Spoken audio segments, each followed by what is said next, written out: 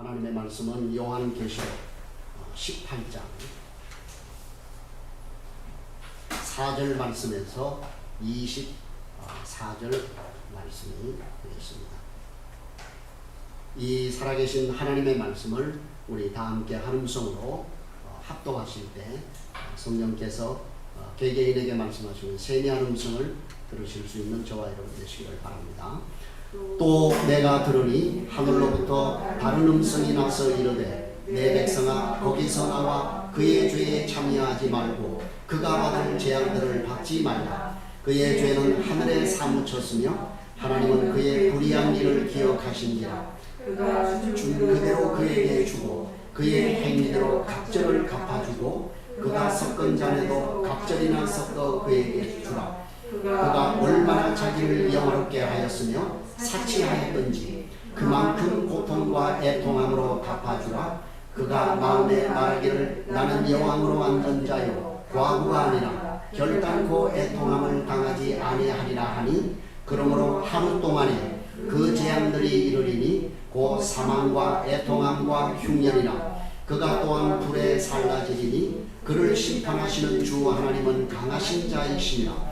그와 함께 음행하고 사치하던 땅의 왕들이 그가 불타는 연기를 보고 위하여 울고 가슴을 치며 그의 고통을 무서워하며 멀리 서서 이르되 바위보다 바위보다 큰 성 견고한 성 바벨론이여 한 시간에 네 심판이 이르렀다 하리로다. 땅의 상인들이 그를 위하여 울고 애통하는 것은 다시 그들의 상품을 사는 자가 없습니다. 그 상품은 금과 은과 보석과 진주와 세마포와 자주옷감과 비단과 붉은 옷감이요 각종 향목과 각종 상아 그릇이요 값진 나무와 구리와 베이석으로 만든 각종 그릇이요 계피와 향료와 향과 향유와 유향과 포도주와 감람유와 고운 밀가루와 밀이요 소와 양과 말과 수레와 종들과 사람의 영혼들이라.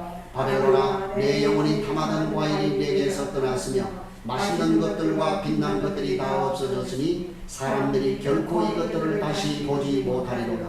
바벨론으로 말미암아 치부한 이 상품의 상인들이 그의 고통을 무서워하여 멀리 서서 울고 애통하여 이르되 바위보다 바위보다 큰 성이여 세마포옷과 자주옷과 붉은 옷을 입고 금과 보석과 진주로 꾸민 것인데 그러한 부가 한 시간에 망하였도다. 모든 선장과 각처를 다니는 성객들과 선원들과 바다에서 일하는 자들이 멀리 서서 그가 불타는 연기를 보고 외쳐 이르되 이 큰 성과 같은 성이 어디 있느냐 하며 티끌을 자기 머리에 뿌리고 울며 애통하여 외쳐 이르되 바위보다 바위보다 이 큰 성이여 바다에서 배부리는 모든 자들이 너의 보배로운 상품으로 치부하였더니 한 시간에 망하였도다. 하늘과 성로들과 사도들과 선지자들아 그로 말미암아 즐거워하라. 하나님이 너희를 위하여 그에게 심판을 행하셨습니다 하더라. 이에 한 힘센 천사가 큰 맷돌 같은 돌을 들어 바다에 던져 이르되 큰 성 바벨론이 이같이 비참하게 던져져 결코 다시 보이지 아니하리로다. 또 검은 옷 하는 자와 풍요하는 자와 둥소 부는 자와 나팔 부는 자들의 소리가 결코 다시 내 안에서 들리지 아니하고 어떠한 생업자든지 결코 다시 내 안에서 보이지 아니하고 또 맷돌 소리가 결코 다시 내 안에서 들리지 아니하고 등불빛이 결코 다시 내 안에서 비치지 아니하고 신랑과 신부의 음성이 결코 다시 내 안에서 들리지 아니하리로다. 너의 상인들은 땅의 왕족들이라. 내 목술로 말미암아 만국이 미혹되었도다. 선지자들과 성도들과 및 땅 위에서 죽임을 당한 모든 자의 피가 그 성중에서 발견되었느니라 하더라. 아멘. 예, 오늘 좀 본문이 길긴 합니다만 오늘 이 요한계시록 18장을 모두 마치도록 하겠습니다. 우리는 계속해서 지금 17장과 18장을 통해서 음녀 바벨론, 큰 성 바벨론이 어떻게 멸망해 가는지를 공부하고 있습니다.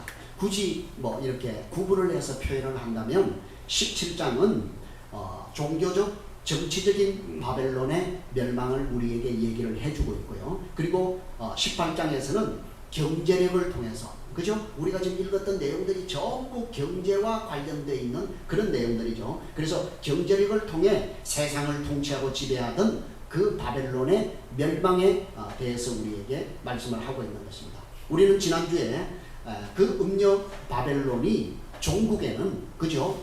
결국 끝에는 귀신들이 모이는 곳이 되고 더러운 영들이 모이는 곳이 되고 각종 새들이 모이는 곳으로 아주 비참한 곳으로 처참한 모습의 장소로 바뀌게 된다는 사실을 우리가 보았죠. 그래서 2절 말씀에 보면 이 세 가지를 우리에게 하죠. 귀신이 모이는 곳, 각종 더러운 영이 모이는 곳, 그리고 각종 새들이 모이는 곳이라고 했습니다. 공통점이 뭐예요? 공통점이 뭐예요? 그렇죠. 어떤 장소를 얘기하는 것이죠. 그죠? 장소를 여기에서 얘기를 합니다. 근데 좋은 성경을 가지고 있는 분들은 거기 보면 모이는 곳이라고 하는 거기에 1이라고 하는 숫자가 있죠. 예, 거기 밑에 보니까 뭐라고 달려있죠? 옥이라고 그랬죠. 옥. 그렇죠. 그게 없는 분들은 별로 좋은 성경이 아니에요. 좋은 성경을 가지면 거기에 이제 1이라고 쓰여져 있습니다. 옥. 다시 말해서 감옥이라는 뜻이에요. 예? 감옥으로 그렇게 우리가 번역을 할 수도 있다고 하는 것입니다. 자, 여러분. 오늘 우리가 예수를 믿는다고 하면서도 얼마나 많은 사람들이 그 감옥에서, 옥에서, 교도소에서 헤매는 사람들이 얼마나 많이 있는지 알 수가 없어요. 여러분도 그 감옥에 살고 싶으세요? 그 옥에서 여러분 살고 싶으세요? 그런데 하나님은 오늘 우리에게 뭐라고 말씀합니까? 내 백성아, 너희는 그 옥에서 나오라고 얘기하는 거예요. 나오라고 얘기를 해요. 탈출하라고, 빨리 그곳을 피하라고 그렇게 말씀을 하는 겁니다. 왜요? 그 세상이 주는 달콤함에 그 감옥에 빠져 있다가는 그 감옥 속에 갇혀서 결국은 영원한 형벌을 받게 된다. 멸망당하게 된다. 그렇기 때문에 내 백성인 너희는 그곳에서 살지 말고 빨리 그곳을 탈출하라고 주님께서 우리에게 말씀을 하시는 것입니다. 자, 그래서 여러분 성경에 우리가 역사를 통해서 볼 때 하나님은요, 하나님의 선택된 당신의 백성들을 그 바벨론이라고 하는 그 감옥, 그죠? 그 옥으로부터 하나님은 엑소더스 시키는 거예요. 탈출시키는 거예요. 여러분이 읽었던 주중에 읽었던 성경 말씀 가운데 사도행전 여러분을 읽으셨죠? 그 사도행전 7장에 보면 스데반이 드디어 순교를 하게 됩니다. 그죠? 순교를 하는데 스데반이 설교를 하지 않아요. 근데 그 설교의 제일 먼저 부분에서 뭘 얘기합니까? 우리 조상 아브라함이 이렇게 얘기합니다. 어디에서? 갈대아 우르에서. 갈대아 우르가 어디예요? 바벨론이에요. 바벨론. 당시에 여러분 갈대아 우르 바벨론에는 뭐가 있었다고요? 2층 집이 있었다니까요. 수시식 화장실이 있었다니까요. 최고의 문명, 문화, 그죠? 그런 나라에서 편안히 살던 그 아브라함을 친히 찾아가셔서 그를 어디로 옮기셨다고요? 약속의 땅 가나안으로 옮기셨어요. 왜요? 거기서는 갈대아 우르에서는 절대로 구원이 일어날 수 없기 때문에 하나님께서 그를 약속의 땅 가나안으로 그를 인도하시는 거예요. 그뿐만 아니라 하나님께서는 당신의 택한 백성들을 그 풍요의 땅 애굽, 그죠? 여러분 애굽은 제가 어떤 땅이라고 그랬어요? 얼마나 농사기가 쉬운 땅인지 몰라요. 물 한 바가지만 부으면 그 물 한 바가지 부은 그곳에서 뭐를 얻을 수 있다? 채소를 얻을 수 있는 거. 물들 12바가지를 부으면 12의 채소를 생산할 수 있는 그런 나일이라고 하는 아주 풍요로운 수원을 가지고 있는 천혜의 좋은 조건을 가지고 있는 풍요의 땅 애굽에서 하나님은 그들을 엑소더스 시켜요. 그러면 하나님께서 엑소더스 시킨, 출애굽시킨 그 땅은 그 풍요의 땅 애굽보다 더 좋은 땅이 되어야 되지 않습니까? 상식적으로. 그렇지 않겠습니까? 그런데 여러분, 하나님께서 그들을 광야 40년을 통해서 그들을 인도한 가나안 땅은 어떤 땅이었다고요? 성경은 우리에게 뭐라고 표현합니까? 젖과 꿀이 흐르는 땅이라고 표현합니다. 그런데 실제로 그들이 그 땅에 들어가 보니까 그곳에 젖과 꿀이 흐르고 있었습니까? 아닙니다. 그 땅은 천수답이었어요. 다시 말해서 하늘에서 비를 내려주지 않으면 절대로 곡식을 생산할 수 없는, 하늘을 의지하고 하늘을 바라보고 하늘을 향해서 부르짖어야만이 살아갈 수 있는 그 땅을 하나님께서 약속의 땅으로 이스라엘 백성들에게 주셨다는 것입니다. 왜요? 왜 그 풍요의 땅을 버리고 하나님은 하늘만 바라보는 그 땅으로 그들을 인도하셨을까요? 절대로 하나님의 백성들은 풍요의 원리를 따라 사는 그 삶을 가지고는 구원에 이를 수가 없기 때문입니다. 우리는 세상의 풍요가 주어지는 만큼 그만큼 우리의 구원에서 멀어진다라고 하는 사실을 우리는 기억해야 되는 것입니다. 그래서 오직 우리가 하나님만 바라볼 수 있는, 그래서 광야의 40년 동안에 이스라엘 백성들이 할 수 있었던 것은 그 광야에서 그들은 그 어떤 것도 생산할 수가 없었어요. 음식을 만들 수도 없었습니다. 곡식을 생산할 수도 없었습니다. 그런데 하나님께서 그 40년 동안 하늘만 바라보고 있는 이스라엘 백성들에게 매 끼마다 만나를 내리시고, 고기가 먹고 싶다고 하시면 하늘에서 메추라기를 내리셔서 고기를 먹게 하시고, 물이 마시고 싶다고 하면 반석을 쳐서, 돌을 쳐서 반석을 통해서 물을 내신 하나님. 우리에게 뭘 얘기하는 것입니까? 우리는 우리의 힘으로 세상의 원리를 따라 살아가는 사람이 아니라 오직 하나님이 우리에게 공급하시는 은혜로 살아가는 존재라고 하는 것입니다. 우리에게 교훈하고 있는 것입니다. 어제도 제가 1대1 훈련할 때 우리 집사님이 회사의 직장 동료 중에 예수님을 믿는 사람이라고 했어요. 그런데 그분이 자기는 예수 믿는 목적이 두 가지라고 그렇게 얘기를 했대요. 뭘까요? 예수님 성품 담는 것? 그러면 얼마나 좋겠습니까? 나는 예수 믿는 목적이 두 가지인데, 첫째는 물질의 복이라는 것, 그 다음에 두 번째는 건강의 복이라는 것. 여러분, 혹시 여러분 가운데에도 이런 목적을 가지고 예수를 믿는 분이 계시지 않습니까? 그렇다고 한다면 여러분, 다음 이 말씀에 귀를 기울이시고 주목해 보세요. 이사야 2장 6절로 9절로 갑니다. 먼저 6절을 읽겠습니다. 시작. 주께서 주의 백성 야곱 족속을 버리셨음은 그들에게 동방풍속이 가득하며 그들이 블레셋 사람들 같이 점을 치며 이방인과 더불어 손을 잡아 언약하였습니다. 뭐라고요? 이스라엘 백성들이, 그죠? 자, 여기 지금 주의 백성 야곱 족속을 하나님이 뭐 하셨다고요? 버리셨대요. 아니, 이럴 수가. 주의 백성 야곱 족속을 하나님이 버리셨대요. 왜 버리셨다고요? 그들이 동방풍속이 가득하고, 여기 동방풍속이라고 하는 것은 팔레스타인 동쪽을 얘기하는 것입니다. 팔레스타인 동쪽, 자, 이스라엘을 우리가 놓고 봤을 때 팔레스타인 동쪽은 어느 나라들을 얘기하는 것입니까? 아수르, 바벨론, 아람, 그죠? 이런 나라들을 얘기하는 겁니다. 그런 나라의 풍속들을 그들이 그대로 뭐예요? 받아들였다고 말해요. 또요, 블레셋 사람들과 같이 또 뭐 했다? 점치고, 그리고 이방인과 더불어 손을 잡아 언약을 했다, 이렇게 얘기합니다.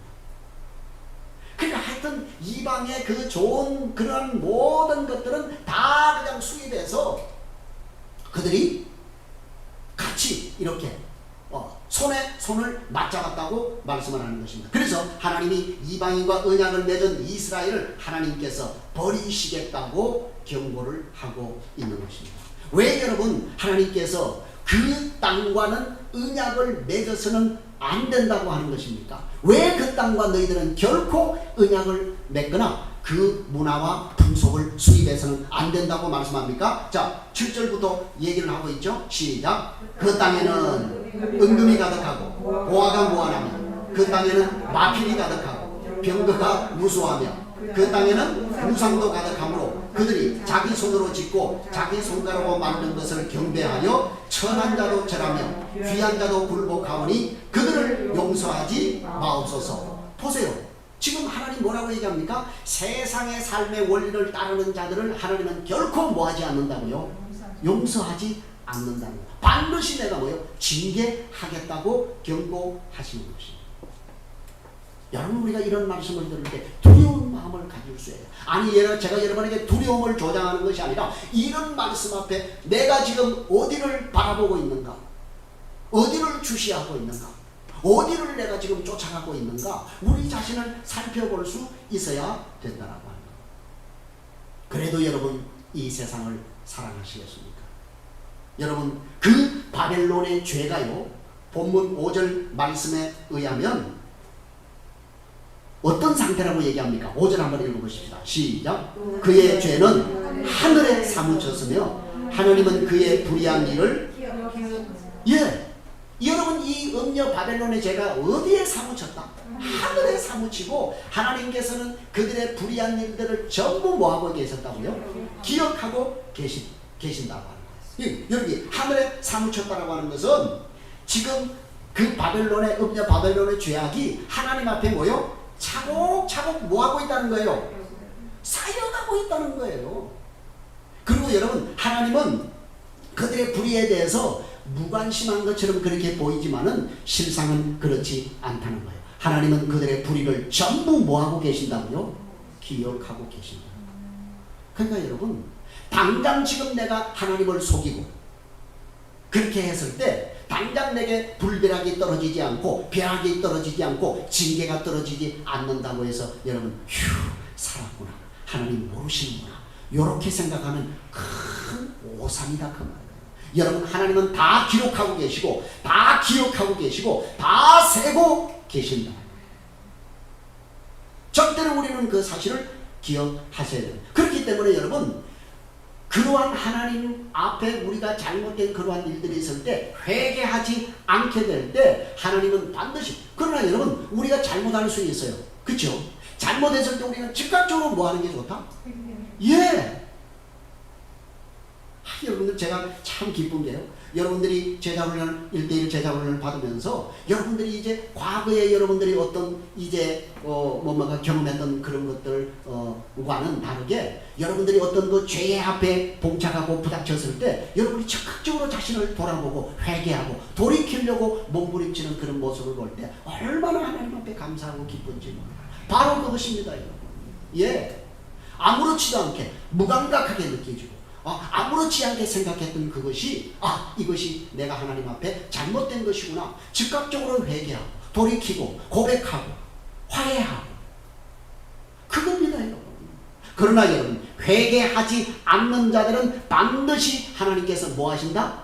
심판하신다고 본문 6절 말씀에서 경고하는 겁니다. 자, 보세요. 6절입니다. 시작. 그가 준 그대로 그에게 주고 그의 행위대로 갑절을 갚아주고 그가 섞은 잔에도 갑절이나 섞어 그에게 준다. 뭐라고요? 그가 준 대로, 하나님이 뭐요? 그가 준 대로, 그의 행위대로, 그리고 그가 섞은 대로 하나님께서 거기에 더 뭐예요? 갑절로 보태서 반드시 하나님이 갚아주신다고 하는 거예요. 그럼 여러분, 오늘 이 음녀 바벨론이 왜 이렇게 하나님의 엄중한 심판을 초래하고 엄중한 심판을 받게 되는 것입니까? 그 이유가 7절에 나옵니다. 7절 한번 읽어볼까요? 시작. 그가 얼마나 자기를 영화롭게 하였으며 사치하였던지 그만큼 고통과 애통으로 갚아주라. 그가 마음에 말하기를 나는 여왕으로 앉은 자요 과부가 아니라 결단코 애통함을 당하지 아니하리라 하니. 이런, 보세요. 지금 여러분, 이 큰 성 바벨론이요, 하나님 앞에 지금 뭐라고 지금 금방을 떨고 있는 거야. 뭐라고 얘기하고 있어요? 뭐라고 얘기하셨어요? 네? 하나님을 영화롭게 하는 것이 아니라 누구를 영화롭게 한다고 얘기를 하고 있습니까? 자기를 영화롭게 한다고. 이보다도 큰 죄악이 없어요. 여기 영화라고 하는 말은 독사라고 하는 말인데, 이거 바로 영광의 영광, 독사라고 하는 것이 바로 영광이라고 하는 것이거든요. 그러니까 우리는 뭘 위해 사는 존재예요? 여러분의 영광 위해 사는 사람이에요? 여러분의 이름을 떨치기 위해서, 여러분의 이름을 세상에 알리기 위해서 여러분 사는 존재예요? 아니잖아요. 우리는 어떤 존재다? 하나님의 영광을 위해서, 하나님을 영화롭게 하기 위해서. 그래서 소유리 문답에서도 우리에게 뭐라고 해야 합니까? 인생의 제1되는 목적이 뭐라고요? 하나님을 영광스럽게 하고 영원토록 그분을 즐거워하는 것이다. 그게 우리 인생의 본분이다라고 얘기하는 거예요. 할렐루야. 예. 그런데 오늘 여기 음녀 바벨론은 심판받을 수밖에 없는 첫 번째 죄악, 첫 번째가 뭐라고요? 자기를 뭐 했다고요? 영광스럽게 했다, 영화롭게 했다, 이렇게 얘기합니다. 그러니까 이 말은 무슨 말입니까? 뒤집어서 얘기하면 세상의 모든 것에 누구를 올려놓는 거예요? 나를 올려놓는 거예요. 그래서 자기 스스로를 높이는 교만을 얘기합니다. 그래서 그리스도인은요 절대로 뭐 할 수 없다? 교만할 수 없다는 거예요. 여러분, 우리는 기억해야 돼요. 왜 우리가 교만할 수 없어요? 나는 뭐예요? 피조물. 나는 창조주가 아니에요. 나는 피조물이에요. 그 사실을 여러분 절대로 잊어서는 안 되는 거예요. 그래서 나는 창조주 하나님으로부터 지음을 받은 존재이기 때문에 나는 내 영광을 위해 사는 자가 아니라 나를 지으시고 창조하시고 이 땅에 존재하게 하신 그 하나님의 영광, 하나님의 영화를 위해서 사는 존재다. 이 사실을 여러분 절대로 우리가 잊어서는 안 되는 거예요. 그래서 바울이 뭐라고 하니까 우리가 살아도 주를 위하여 살고 죽어도 주를 위하여 죽나니 우리가 사나 죽거나 다 누구 것이다? 주의 것이다. 그렇습니다, 여러분. 우리의 인생의 목적은 바로 하나님의 영광입니다. 사나 죽거나 다 우리는 주님의 영광을 위해서 사는 그러한 하나님의 백성들이 되어야 되는 것입니다. 그런데 여러분, 그 하나님이 앉아 계셔서 영광을 받으셔야 할 그 자리에 누가 지금 앉아 있는 거예요? 내가 앉아 있는 거예요. 자기가 앉아 있는 거예요. 그걸 다른 말로 우리는 교만이라고 얘기해요. 그만이라고 얘기하는 거예요. 여러분, 성경에서는요 한 번도 하나님이 그런 하나님 앞에 교만을 떨고 그만은 떠는 자들을 하나님이 결코 용납하지 않는다고 말씀하셔요. 하나님은 교만한 자를 물리치시고, 하나님은 교만한 자를 대적하시고, 하나님은 교만한 자들의 목을 꺾으신다. 여러분, 성령의 열매에는 교만이라는 열매가 없어요. 성령의 열매에는 겸손의 열매만 있는 거예요. 낮아짐의 열매만 있는 거예요. 그죠? 그래서 하나님은 어떤 하나님이시다? 낮은 자의 하나님, 자기를 낮추는 자의 하나님. 그렇죠? 심령이 뭐한 자의 하나님? 그렇죠? 심령이 가난한 자, 애통하는 자.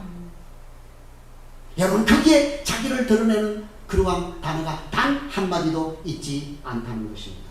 그러므로 여러분, 하나님을 영광스럽게 한다. 좀 우리가 그러면 이 지금 음녀 바벨론은 자기를 영화롭게 했다고 했는데 우리가 하나님을 영화롭게 한다는 말이 무엇일까요? 우리가 하나님의 영광 얘기하는데 도대체 하나님의 영광이 뭐예요?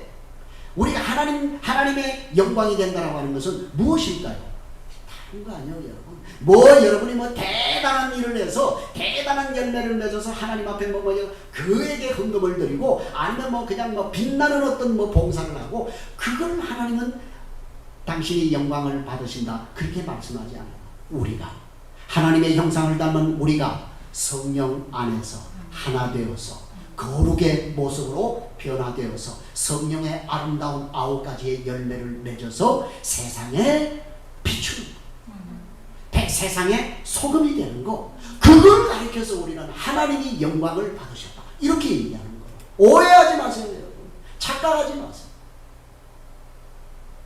그 다음에 두 번째 이 음녀 바벨론의 죄악이 무엇입니까? 뭐예요? 사치. 여러분, 여기 사치라고 하는 원문의 의미는 극도의 낭비와 방탕한 생활을 얘기하는 거예요. 그죠? 여러분, 그래서 우리 그리스도인은 극도의 방탕한 삶, 사치스러운 삶, 그것은 죄라고 하는 사실을 여러분 기억하셔야 돼요. 하나님 그걸 좌시하지 않으십니다. 반드시 하나님이 징계하신다는 사실을 여러분 기억하셔야 됩니다. 자, 보세요. 그들이요 얼마나 사치하며 살았는지를 12절 13절에서 우리에게 구체적으로 얘기합니다. 그들이 어떤 사치의 삶을 살았는지 12절 13절 시작. 그 상품은 금과 은과 보석과 진주와 세막자 옷감과 비단과 붉은 옷감과 각종 향복과 각종 상아그릇이요 값진 나무와 구리와 철과 대리석으로 만든 각종 그릇이요 계피와 향료와 향과 향유와 포도주와 감람유와 고운 밀가루와 밀이요 소와 양과 말과 수레와 종들과 사람의 영혼들이라. 자, 여러분 보세요. 좀 여러분 여러 가지 글인데요. 7가지로 분류하는 분들도 있고 한데 저는 이 4가지로만 여러분 한번 분류를 해보겠습니다. 첫째는 보석류예요. 보석류. 그들이 얼마나 사치했는지, 그죠? 자, 여기 금, 은, 보석, 진주, 이건 전부 보석류를 얘기하는 것이죠. 그런 것들로 막 치자. 여러분, 우리가 교회 올 때도 막 이상하게 너무 화려하게 이런 그냥 다이아를 그냥 김종배가 그렇게 좋아하던 다이아를 이렇게 내가 그럴 필요 없어요. 오히려 그런 건 여러분, 교회 올 때는 안 끼는 게 좋습니다. 예. 수소하고 깨끗하고 단정한 그러한 모습으로 우리가, 물론 여러분 예쁜 게 있으면 여러분 주님 제가 오늘 예쁜 모습으로 가겠습니다 하고 우리가 이렇게 간단한 이런 예쁜 것을 여러분이 걸고 이렇게 달고 끼고 하는 건 이해가 됩니다. 그러나 과시하기 위한, 그죠? 자기를 드러내기 위한 그러한 목적으로 우리가 몸에 치장을 하는 것은, 그런 보석류를 우리가 치장을 하고 교회에 오는 것은 하나님 앞에 큰 신뢰가 아닐 수가 없다는 거예요. 그리고 두 번째가 뭐예요? 옷감의 옷감, 그죠? 세마포, 자주 옷감, 비단, 붉은 옷감, 이게 전부 우리가 아까 보았던 자주색, 붉은 색깔, 그죠? 이런 것들이 전부 사치, 이런 것들을 전부 우리에게 상징을 하고 있는 것이죠. 그 다음에 세 번째 보니까 여기 뭡니까? 각종 향목, 각종 상아그릇, 값진 나무, 구리, 철, 대리석, 그리고 각종 만든 그릇. 여러분도 그런 거 여러분 좋아하시는 분들도 있죠, 그죠? 여러분 우리가요, 근데 옷을 우리가 얘기할 때, 어떤 분은 속옷이 몇백만 원짜리가 있다면서요? 우리는 겉옷도 몇백만 원짜리를 사 입을 수가 없는데, 그죠? 어떤 분은 속옷을 몇백만 원짜리를 그렇게 입니다. 참 궁금해요, 제가. 뭐가 궁금할까요? 도대체 그거 입으면 뭐가 달라질까? 그걸 입으면 뭐가 빛이 날까? 그런 생각입니다. 그렇지 않습니다.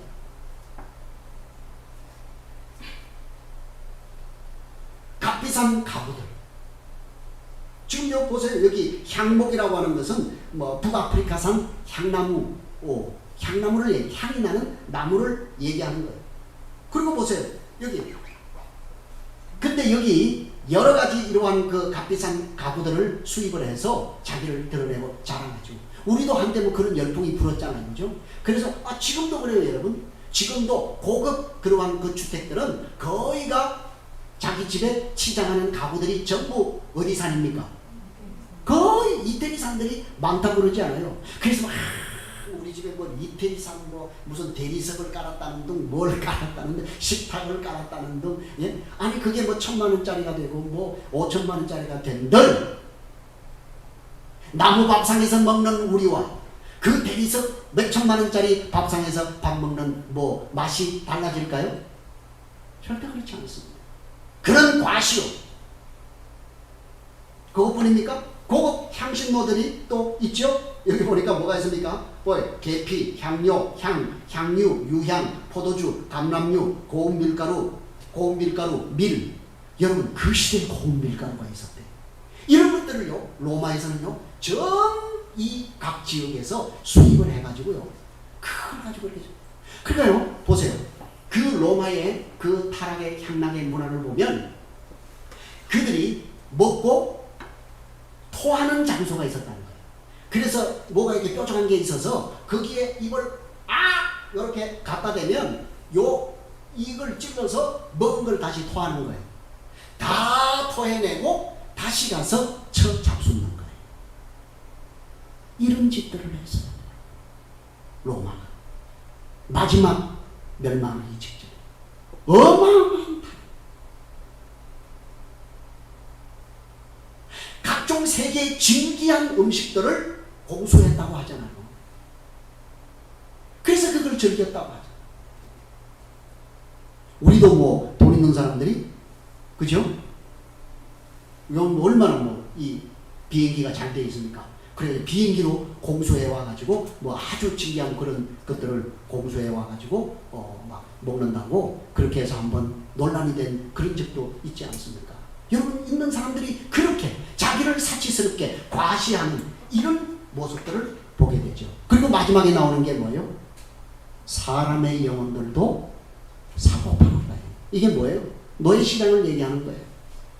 당시에 로마에서는 하루에 10,000명이 하루에 거래가 되는 거대한 그런 사람의 영혼을 사고 파는 그런 물건으로 취급을 당하면서 그렇게 고통을 받았던 노예 시장이 거대한 노예 시장이 있었던 사실을 우리에게 보여줍니다. 사랑하는 여러분. 그런데 여러분 오늘 그들의 죄악이요. 그들은 뭐라고 얘기한다고요? 이런 짓거리들을 하면서 그들이 뭐라고 얘기한다고요? 7절 하반절에 우리가 아까 읽었죠? 7절 하반절 다 같이 시작. 나는 여왕으로 앉은 자요 과부가 아니라 결단코 애통함을 당하지 아니하리라. 나는 절대 망하지 않는다. 절대 나는 울지 않는다는 거야. 내가 가진 이 부, 내가 가진 힘, 내가 가진 권세, 이것을 가지고 나는 결코 울지 않으리. 그런데 여러분 주님께서 뭐라고 말씀하십니까? 8절입니다. 8절 다 같이 시작. 그러므로 하루 동안에 이 재앙들이 이르리니 곧 사망과 애통함과 흉년이라. 그가 또한 불에 살라지리니 그를 심판하시는 주 하나님은 강하신 자이시라. 아멘. 여러분 그들이 내가 울어? 아니야. 나는 여왕이야. 나는 과부가 아니야. 나는 결코 울지 않아. 울 일이 없을 거야. 그렇게 했는데 하나님 뭐라고 말씀하신다고요? 너의 가진 그 모든 것들이 얼마 동안에요? 하루 동안에 재앙이 이르러서 그 모든 것들을 네가 누리지 못하게 하겠다는. 여러분 여기 이 말씀이요 17절에서도 동일한 말씀이 나와요. 17절 한번 보십시다. 17절 시작. 그러한 부가 한 시간에 망하였도다. 뭐라고? 똑같은 말이죠. 그렇죠. 하루 동안이나 한 시간이나 이건 여러분 어떤 시간을 지금 얘기하는 게 아니에요. 아주 짧은 시간, 부지불식간, 예상하지 못했던 그런 시간에 여러분 우리가 그러한 그 자연재해들을 우리가 경험할 때 동남아에 밀어닥쳤던 그 수많은 사상자를 냈던 동남아의 쓰나미, 그죠? 그리고 동일본에 일어났던 그 쓰나미, 여러분 보세요. 순식간에 모든 것들을 싹 집어 삼키지 않습니까? 여러분 우리는 두려워해야 할 수 있습니다. 여러분 주변에도 교만을 떨다가, 그죠?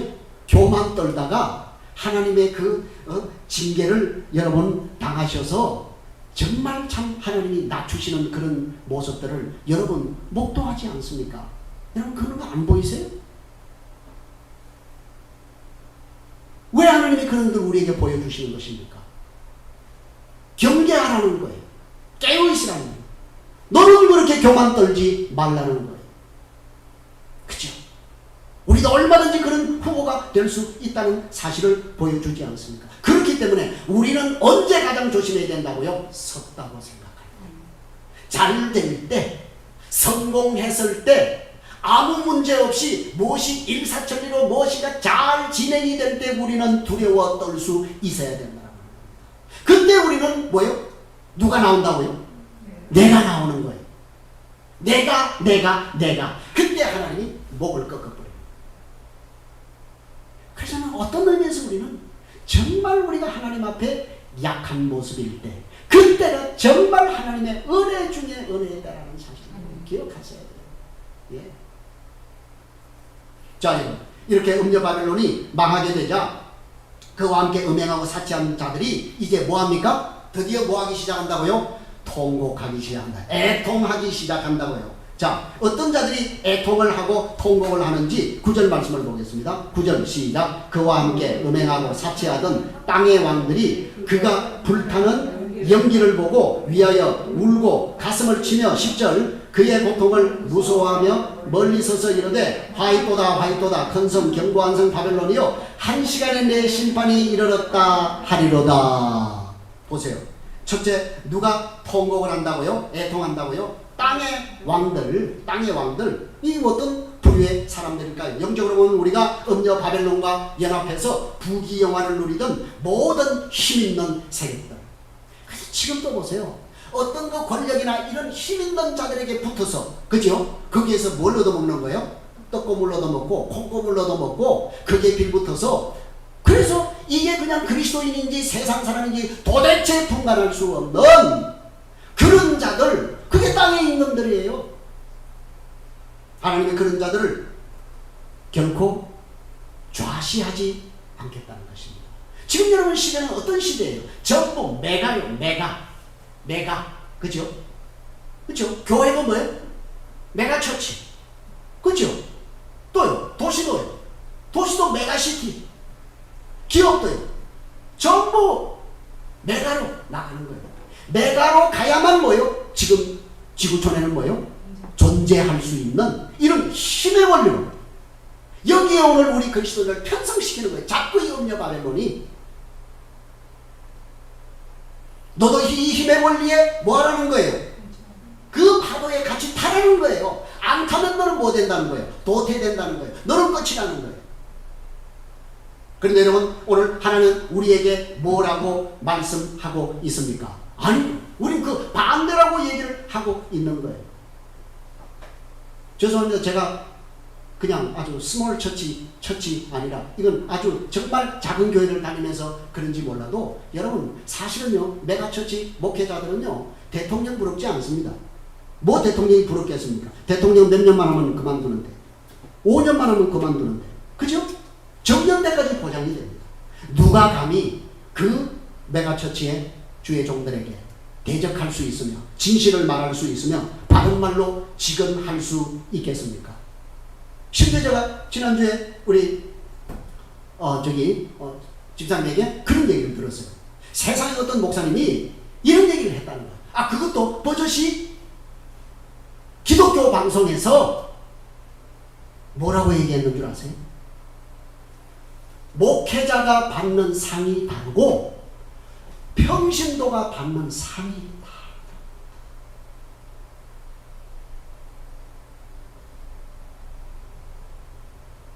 이게 어디 복음입니까? 이게 어디 기록되어 있는 성경입니까, 여러분? 이런 얼토당토 않는 말을 버젓이 기독교 방송이라고 하는 채널에서 설교라고 그것도 목회자가 받는 상이 다르고 평신도가 받는 상이 다르다라고 하는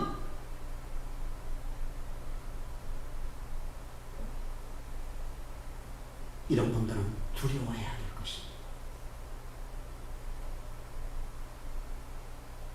여기 여러분 18장 10절에 그 고통을 무서워하여 멀리 서서 이르되 화이또다 화이또다 근성 견고한 성 바벨론이요, 이렇게 얘기하잖아요. 여기 고통이라고 하는 번역된 단어가 원문의 의미를 보면 고문이라는 의미예요. 고문한다는 거예요. 고문. 하나님이 이런 자들을 뭐 하신다고요? 고문하신다니까요. 여러분, 하나님이요, 마지막 때 음녀 바벨론을 고문하실 때에, 고통을 주실 때에 누가 지금 뭐예요? 무서워해서, 여기 무서워하다는 뜻의 의미는요, 놀라다, 공포스럽다, 두렵다, 이런 뜻이에요. 그러니까 뭐라고요? 땅의 왕들이요, 그 음녀 바벨론이 고문당하는 것을 보고 놀라서 공포와 두려움에 떨게 된다, 그 말입니다. 여러분 기억하십시오. 하나님의 심판은 어디에서부터 시작이 될까요? 성경대로 얘기하세요. 하나님의 심판은 어디서부터 시작될까요? 세상에도 시작될까요? 아니에요. 하나님의 집에서부터.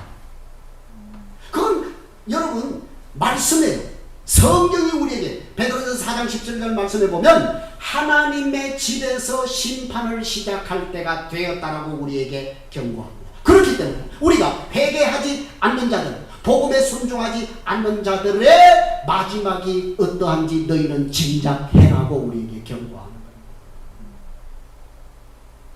자, 두 번째로 애통하는 자들은 누굽니까? 땅의 상인들이에요. 그죠? 11절 시작. 상인들이 그를 위하여 울고 애통하는 것은 다시 그의 상품을 사는 자가 없습니다. 그렇죠? 자, 보세요. 아니, 땅의 상인들이 왜 여러분 통곡한다고요? 아무도 이제 뭐요? 바벨론 멸망하니까 아무도 그 상품을 사는 자가 없다는 거예요. 다시 말해서 부가 일시에 어떻게 된다는 거예요? 다 사라지게 된다. 그래서 대성통곡한다는 거예요, 여러분. 그러니까 여러분, 아까 그 직장 다니던 그 직장 동료처럼 신앙생활의 목적이 물질과 건강이었던 사람들은 이제 큰일 난 거예요, 여러분.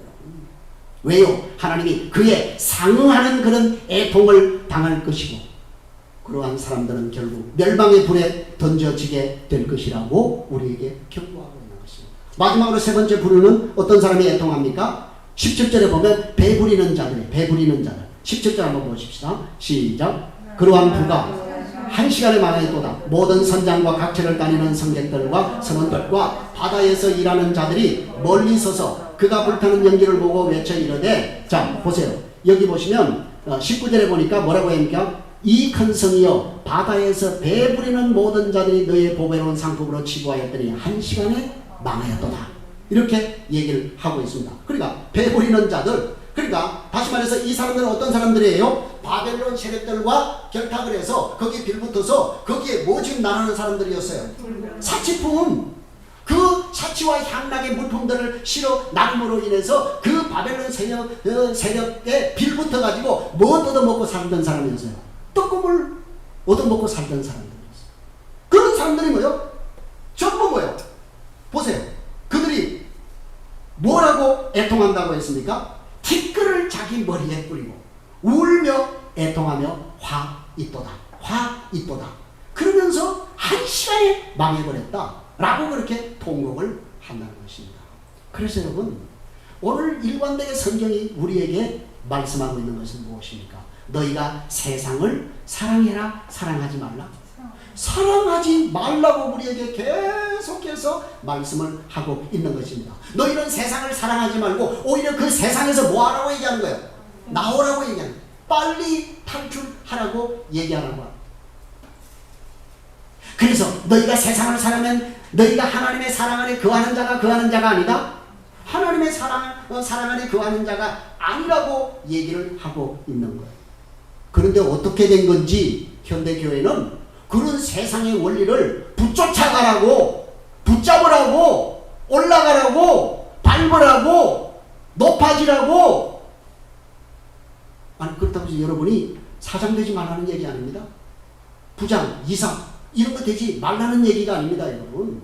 그것이 여러분의 인생의 목적이 되어서는 안 된다 그 말이에요. 그 목적을 위해서 내가 하나님을 이용하고 그렇게 해서는 안 된다는 사실을 우리에게 보여줘요. 오히려 우리 그리스도인은 뭐예요? 그런 세상의 원리를 뭐하고 반대로 누르고, 그죠? 여러분 세상의 원리가 뭐예요? 남을 누르고 남을 제거하고 그렇게 해서 내가 뭐예요? 그 남을 희생시키고 내가 그걸 짓밟고 올라가는 것이 세상의 힘의 원리 아니에요. 그죠? 그런데 여러분 보세요. 오늘 그리스도인의 삶의 원리는 뭐라고요? 삶의 원리는 뭐라고요? 반피고 희생하고 용서하고 사랑하고 순종하고 심지어 자기를 죽이는 손해보는 삶, 그것이 바로 우리 주님이 원하시는 하나님 나라의 삶의 원리라고 우리에게 말씀하고 있는 것입니다. 조용필의 노래처럼 누가 사랑을 아름답다 했는가? 누가 신앙생활을 쉽다 말했던가? 아닙니다. 신앙생활은 결코 쉬운 것이 아닙니다. 그냥 갈 수 있는 것이 아닙니다. 지름길로 갈 수 있는 것이 아닙니다. 신앙생활은 전로의 길을 걸어야 하는 것입니다. 그런데 여러분, 오늘 우리가 기뻐해야 될 것이 한 가지가 있습니다. 그런데 여러분, 누가 그러면 마지막으로 바벨론의 멸망 앞에 기뻐하고 즐거워할 수 있는가? 20절에 결론적으로 우리에게 얘기합니다. 시작. 하늘과 성도들과 사도들과 선지자들아 그로 말미암아 즐거워하라. 하나님이 너희를 위하여 그에게 심판을 행하셨습니다 하더라. 아멘. 누가 바벨론의 멸망을 보고 기뻐할 수 있다고요? 성도들, 선지자들, 사도들, 이 사람들만이 유일하게 바벨론의 멸망을 보고 기뻐하고 즐거워할 수 있다라고 얘기하는 겁니다. 왜요? 그 바벨론의 멸망이 바로 하나님께서 우리에게 그 억울함을 하나님께서 신원하시고 풀어주셨기 때문에, 우리의 기도를 응답해 주셨기 때문에. 그러므로 여러분 염려하지 마십시오. 여러분의 기도가 상달되지 않는 것이 아닙니다. 응답되지 않는 것이 아닙니다. 아이고 내가 이렇게 아무리 죽으라고 내가 기도해도 하나님은 내 기도를 안 들으시는 것 같아. 천만만의 말씀입니다. 하나님은 다 들으십니다. 하나님은 지금 여러분의 그 신원하는 기도를 하나님께서 하나님 보좌에 차곡차곡 쌓아놓고 계시는 것입니다. 그래서 하나님의 때에 하나님의 방법으로 이 음녀 바벨론을 일순간 멸망시키시고 우리에게 그 찬양의 노래를, 그 기쁨의 찬양의 노래를 부를 수 있도록 하나님께서 우리를 인도하실 것입니다. 사랑하는 성도 여러분, 우리가 잠시 세상에 살면서 우리가 거룩을 위해서 살아가다가 때로는 세상에서 왕따도 당하고 외로움도 겪고 소외도 겪고 그럴 것입니다. 여러분 바다와 양육하는 채원자매가 이번 주에 그런 고백을 했다지 않습니까? 지가 이제 예수님을 믿기로, 제대로 믿기로 그렇게 작정을 하니까 세상 친구들이 자기를 왕따시키고 소외시키고. 그런데 여러분 놀라운 사실은 그쯤 되면 내가 친구들과 왕따당하는 것이 두렵지 않습니까? 그렇죠? 요즘 아이들이 그런 것을 굉장히 두려워하지 않습니까? 그런데 여러분 뭐라고 고백했는 줄 아세요? 왕따가 돼도 좋다는 거예요. 예수님이 좋아서. 그럴 만한 가치가, 왕따가 될 만한 가치가 있는 예수, 그분을 부르다. 할렐루야. 사랑하는 여러분, 잠시 세상, 그죠? 이 땅에 있다가 사라질 그 연기 같은, 아침 안개 같은 그 세상의 힘을 여러분 쫓아가시겠습니까? 아니면 저 영원한 하나님 나라의 삶의 원리를 가지고 오늘도 순례자의 길을 걸어가시겠습니까? 아무쪼록 저와 여러분이 이 순례자의 길을 열심히 걸어가는 저와 여러분이 되셔서 풍간에 오실 그 주님 앞에 아멘 마라나타라고 고백할 수 있는 저와 여러분 되시길 주님의 이름으로 간절히 부탁드립니다. 기도하겠습니다.